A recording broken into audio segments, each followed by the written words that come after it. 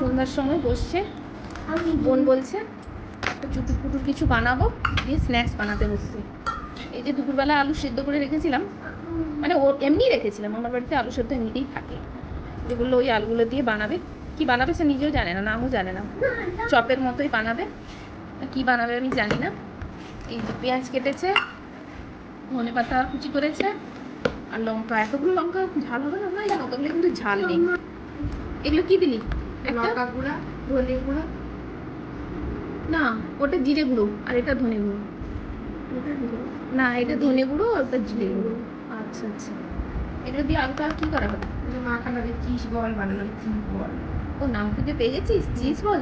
Cheese আছে তো? হ্যাঁ আছে, সেটাই তো চিজ বল। ও হলুদ তো লাগবে নাকি?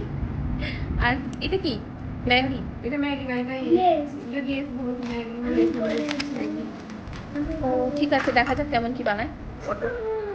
এটা কি তুই বানিয়েছিস? ও ফার্স্টে এগুলোকে সব মাখাতে হবে, এটা বাদে দেখতে বাদে। আচ্ছা, মাথা ম্যাগি গুঁড়ো আছে, ম্যাগি গুঁড়ো, ম্যাগি ম্যাগি পাউডারটা আছে, ওটা দিয়ে দেবো।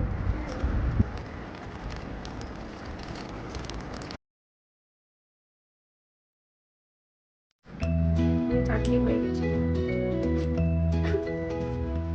মুখে ঢুকিয়ে নিয়েছে, কথা বলতে পারছি না।